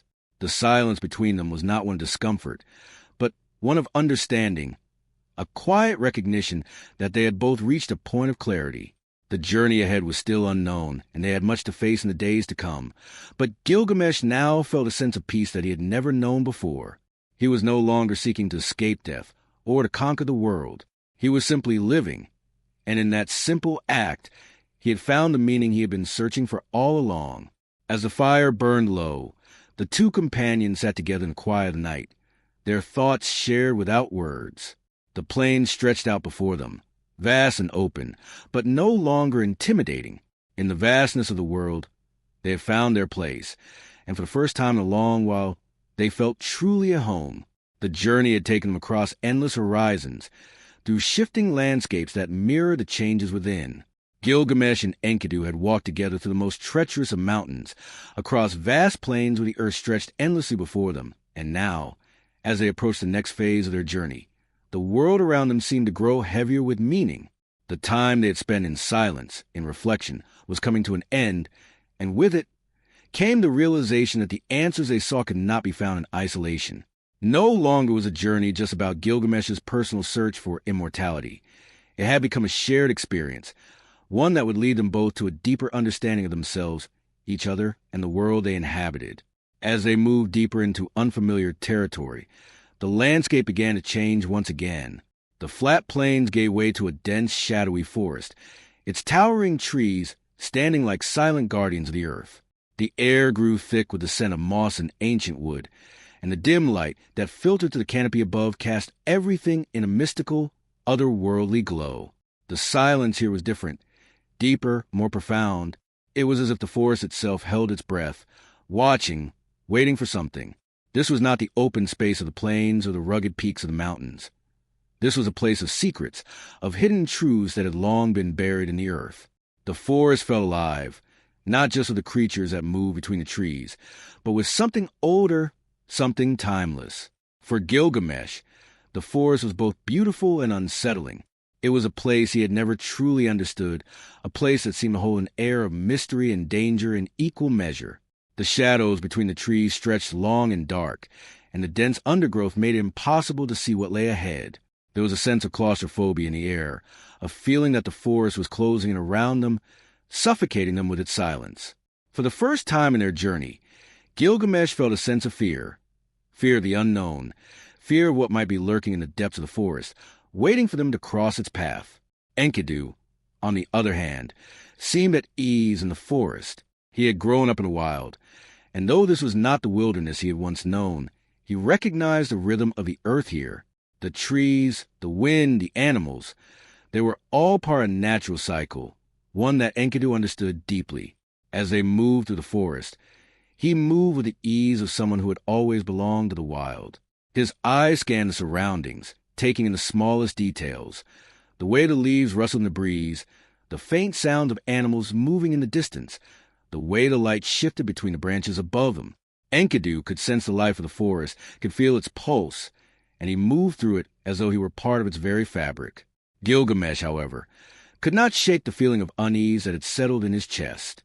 The forest, with all its beauty, seemed to be hiding something just beyond the veil of the trees, just beyond his reach. The more they moved deeper into the forest, the stronger that feeling became, like an ancient presence watching them from the shadows. It was not the fear of physical danger. It was a fear of something much more profound. It was as if the forest itself was testing them, pushing them to confront something within themselves that they had been avoiding. Gilgamesh had faced many battles in his life, both physical and internal, but this was different. This felt like a reckoning, a moment of truth that he could not avoid. As the day wore on, the forest grew darker, the canopy thickening above them. The light of the sun filtered to the trees in dappled patches, casting strange shadows on the forest floor. There was no clear path here, no road to follow. Instead, they had to navigate through the tangled underbrush, pushing their way through the thick vegetation. The further they went, the more isolated they became. The sound of the outside world, the wind, the birds, the open sky, seemed to fade away, replaced by the soft, almost eerie silence of forest. The air was heavy, thick with the scent of decay and life, of growth and death. It was as if the forest itself was holding its breath, waiting for something to happen. At one point, they came across a small clearing. The trees opened up to reveal a patch of soft, moss-covered ground, and in the center of the clearing stood a large stone, weathered by time and covered in strange markings. It was ancient, older than anything Gilgamesh had ever seen, and it seemed to pulse with a kind of energy, a presence that Gilgamesh could not quite explain. He approached it cautiously, his hand reaching out to touch the surface of the stone. The moment his fingers made contact, a strange sensation washed over him, a feeling of being connected to something much larger than himself. It was as if the stone was speaking to him, telling him things he could not understand, whispering the secrets of the earth itself. Enkidu, standing behind him, watched with quiet understanding. He had felt the energy of the stone, too, but he knew better than to let it overwhelm him. The forest, the stone, the markings, they were all part of something ancient, something beyond their comprehension. And yet, Enkidu also knew that they were part of it. He and Gilgamesh were not separate from the world they moved through. They were intricately connected to it, part of the same cycle of life and death, growth and decay. The stone, like the forest, was a reminder of this truth, that all things were bound together, that no one was ever truly alone. Gilgamesh withdrew his hand from the stone, the sensation fading as quickly as it had come. He turned to Enkidu, his expression thoughtful. "What is this place?" he asked, his voice filled with awe and uncertainty. "What am I supposed to learn here?" Enkidu's gaze was steady, his eyes reflecting the same quiet wisdom that had guided them on their journey. "This is a place of power," he said simply. "A place that holds the knowledge of the earth, of the cycles of life. But knowledge alone is not enough. Gilgamesh, you must also learn to listen. The world speaks in whispers, in the language of the earth, the wind, the water. It is up to us to understand it, to find meaning in the silence." Gilgamesh stood in the clearing, his mind racing. The words Enkidu had spoken echoed in his mind, but the meaning remained just out of reach. He had come so far, traveled so many miles, and yet he still felt lost. The quest for immortality, the search for meaning, he thought he understood it. But now, in the heart of the forest, it felt like something much larger was at play. There was a force here, an ancient power that had been waiting for them, waiting for him to understand. But what was it? What was the message the forest had for him? The answers did not come immediately. But as the sun dipped lower on the horizon, casting a golden light across the forest, Gilgamesh began to understand something. It was not the forest, nor the stone, nor even the ancient markings that held the key to his journey. It was a connection, the awareness that everything, every person, every tree, every rock, was part of a larger whole. There was no immortality outside of the cycles of life and death. There was no eternal life to be grasped, no legacy to be left that would transcend time. The meaning, the true meaning, lay in embracing the present moment, in understanding that every breath, every step, was part of something that could not be separated from the world itself. As the first stars began to appear in the darkening sky, Gilgamesh sat down on the moss-covered ground. The air was still, the silence now comforting rather than unsettling. Enkidu joined him, and for a long while neither of them spoke. They simply sat, surrounded by the ancient forest, connected to the earth beneath them and the sky above them. In that moment, Gilgamesh understood that the journey was not about finding immortality. It was about finding a way to live fully, to live with awareness, to live with connection to the world around him. And as the night deepened, Gilgamesh realized that he had come to the heart of the truth he had been seeking all along. It was not immortality that would give his life meaning, but the way he chose to live it. The forest, with all its mysteries and shadows, had shown him that the greatest gift was not the promise of eternal life, but the chance to live fully in the fleeting moments that made up each day. The journey through the ancient forest had marked a profound shift in Gilgamesh's understanding of life and death. The encounter with the stone, its pulse resonating deep within him, had awakened something buried within, something older, more primal, and connected to the very rhythm of the earth. But the deeper they ventured into the forest, the more Gilgamesh realized that their quest was not just about answers. It was about transformation. The forest was not just a place to pass through. It was a crucible that demanded they face their inner demons, their darkest fears, and their deepest desires. It was a mirror to their souls, reflecting back everything they had tried to avoid, everything they had tried to suppress. As the days went on, the path grew steeper, and the air grew thick with the scent of damp earth and decaying leaves. The trees above them seemed to close in, their branches intertwining like fingers locked in a silent, unbreakable pact. The forest, once mysterious but beautiful, had begun to feel suffocating. It was as though the very essence of the place was weighing down on them, testing them, pushing them to their limits. But even in the face of this overwhelming pressure, Gilgamesh could not shake the feeling that something awaited them at the heart of the forest, something that would reveal the final truth they had been seeking. Enkidu, ever the calm presence, moved with ease through the forest, his eyes scanning the surroundings as he followed the trail. It was clear that the wild held no fear for him. He was at home here, just as he had been in the plains and mountains. The forest spoke to him in ways Gilgamesh could not understand, its language written in the rustle of leaves, the call of distant creatures, and the shifting patterns of light and shadow. Enkidu was attuned to the world in a way that Gilgamesh was not, and it was this wisdom, this ability to read the land, that kept the king grounded. Yet, even Enkidu could not deny the weight of the forest. There was something ancient here, something that lingered in the air like a forgotten memory. The trees had seen countless generations come and go, and the land had absorbed the stories of all who had passed through. This was not just a forest. It was a repository of all the lives that had been lived within its depths. Gilgamesh could feel it, too, now. The presence of the forest seemed to be growing stronger, as though it were alive, aware of their every step. The silence that enveloped them was not peaceful. It was suffocating, as though the world itself was holding its breath.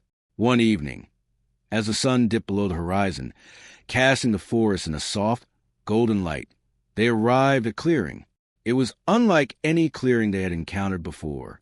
The air here was different, clearer, fresher, almost tangible. The trees formed a perfect circle around them, their branches arching high above, creating a dome of green and gold. In the center of the clearing stood a large stone, similar to the one they had encountered earlier, but this one was different. It was smooth, almost polished, and etched with intricate markings that seemed to shimmer in the fading light. It was as though the stone itself was alive, its surface glowing with an otherworldly energy. Gilgamesh approached the stone slowly, his heart beating faster with each step. The sensation that had gripped him when he had touched the first stone returned now, but this time it was more intense, more overwhelming. It was as if the stone was calling to him, beckoning him forward. He reached out and placed his hand on its surface. The moment his fingers made contact, a surge of energy coursed through his body, sending a shock through his spine. His mind was flooded with images, visions of the past, the present, and the future, all swirling together in a chaotic, dizzying dance.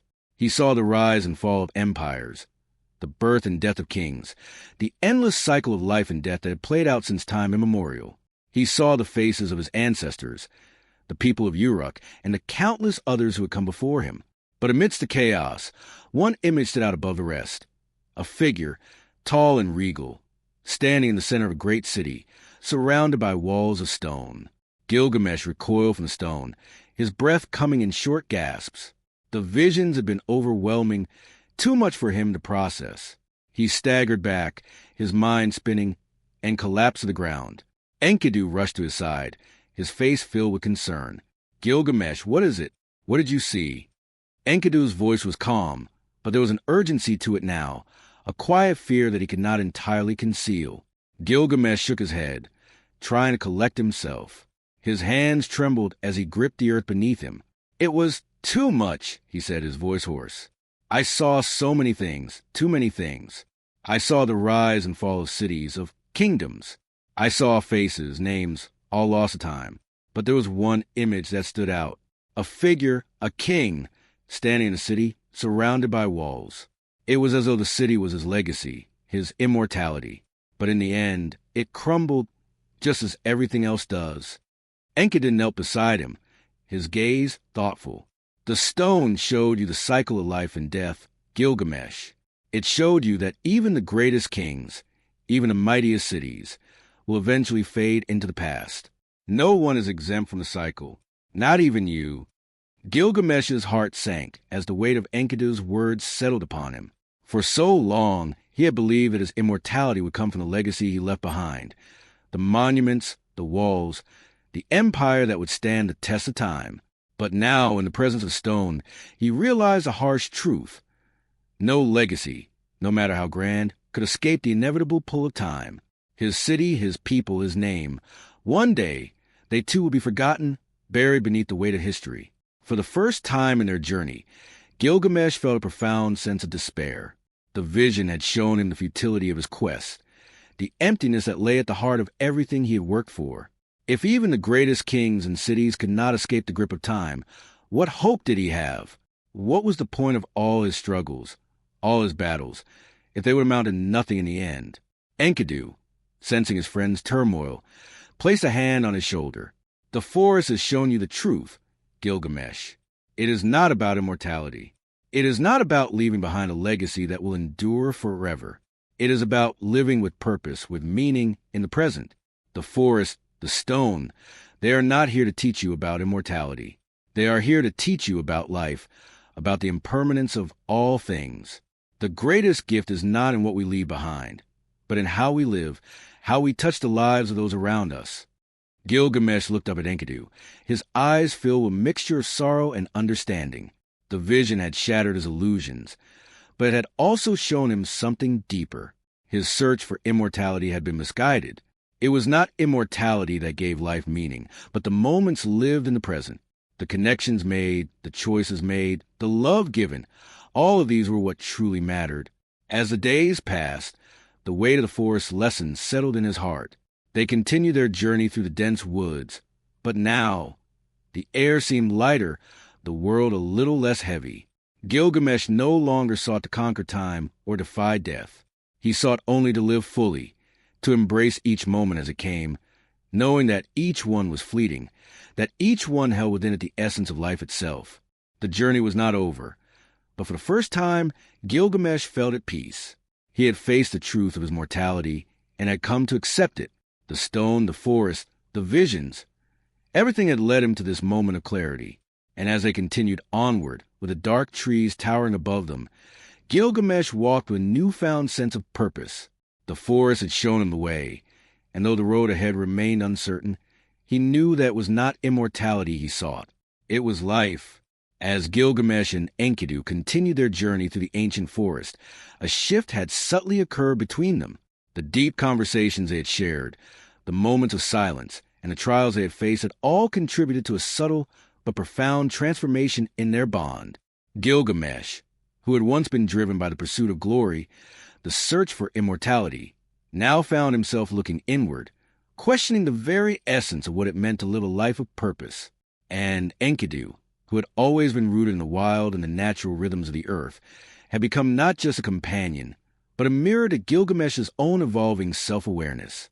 The forest, with its dense canopy and its deep, shadowy silence, had not only tested their resolve, but had begun to reveal truths about themselves and the world that neither of them had expected. There were moments when they sat in the stillness, each lost in their thoughts, the weight of the forest pressing down on them. It was as though the land itself was alive, breathing in time with their own steps, guiding them forward. Despite the quiet wisdom of the forest, the truth that lingered at the edge of their minds remained just that, a truth not yet fully realized. There was still something else that lay ahead, something deeper, something that would push them to the edge of their understanding.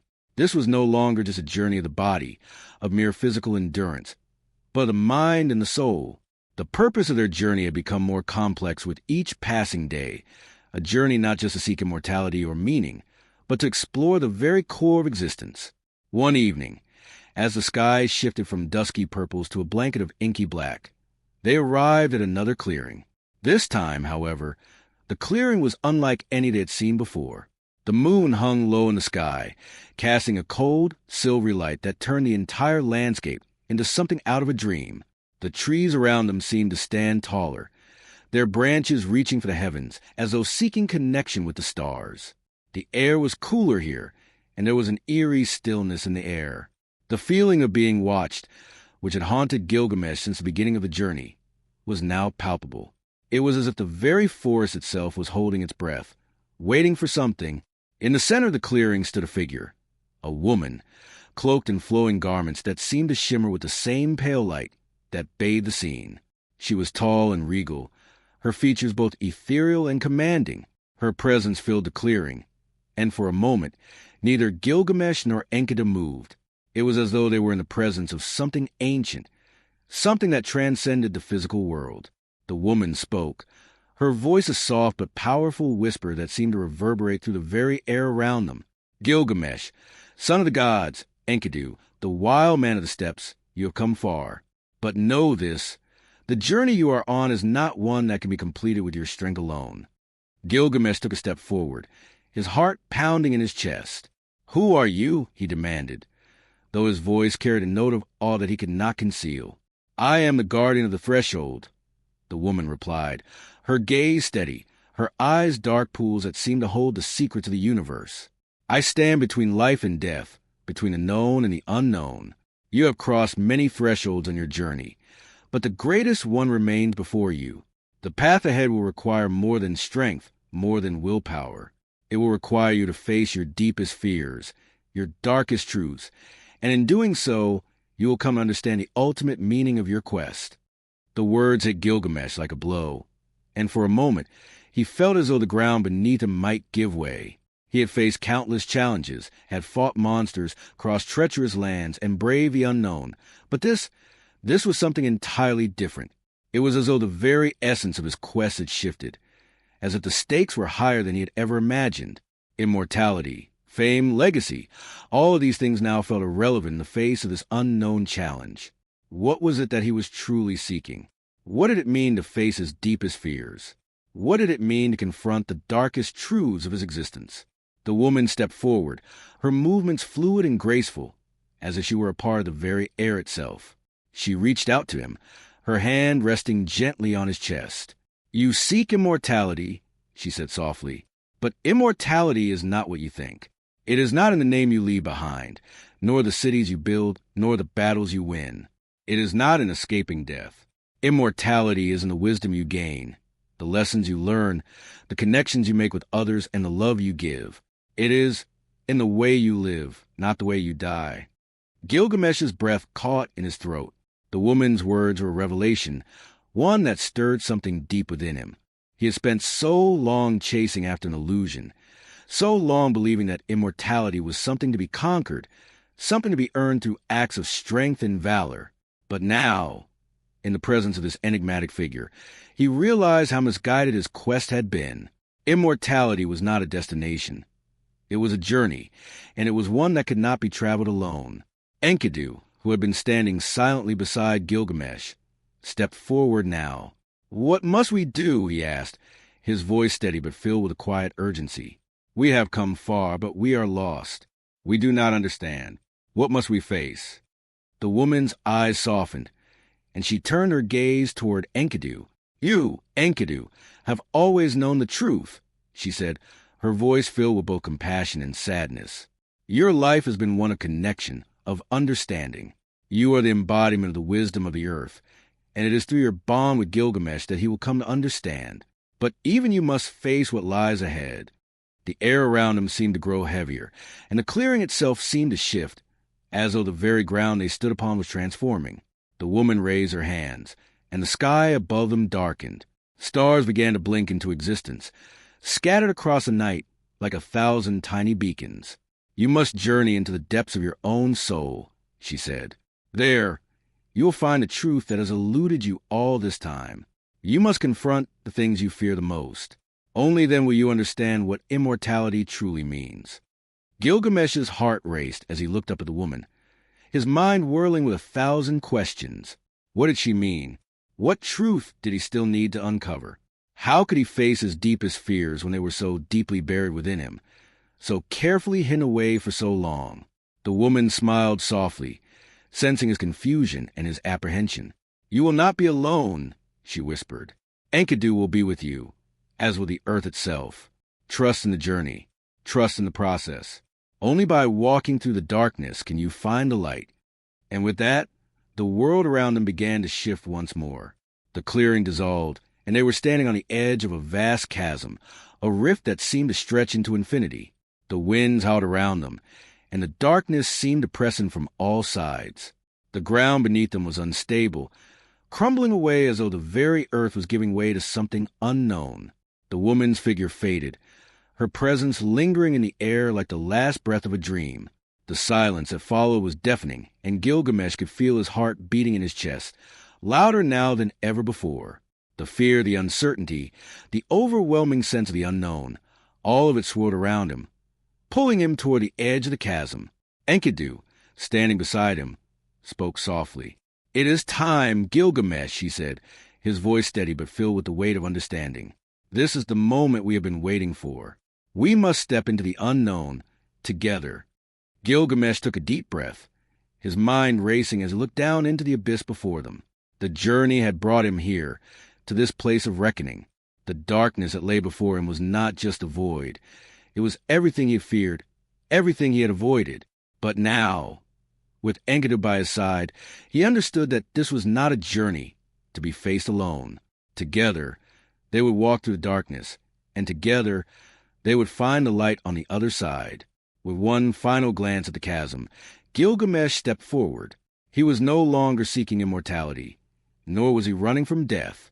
He was walking toward something far greater, a journey of understanding, of wisdom, of life itself.